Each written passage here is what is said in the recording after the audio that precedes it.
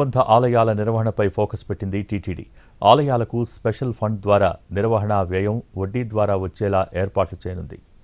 జనవరి చివరికల్లా టీటీడీ పరిధిలోని 61 ఆలయాల్లో స్వయం నిర్వహణ విధానాన్ని ప్రారంభించబోతోంది.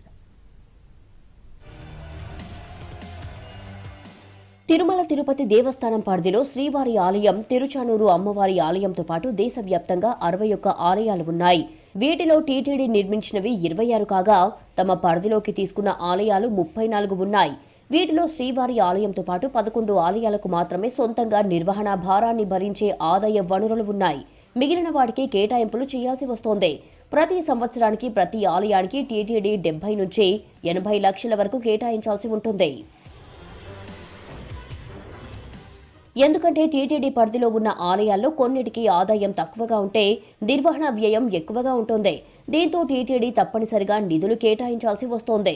దీంతో ఆలయాల నిర్వహణ కూడా స్వతహాగా చేసుకునేలా ఏర్పాట్లు చేయాలని సీఎం చంద్రబాబు సూచించారు. దీంతో ప్రతి ఆలయానికి కార్పస్ ఫండ్ ఏర్పాటు చేయాలని టీటీడీ భావిస్తోంది. దానిపై వచ్చే వడ్డీతో ఆలయ నిర్వహణ జరిగేలా చేయాలనుకుంటుంది.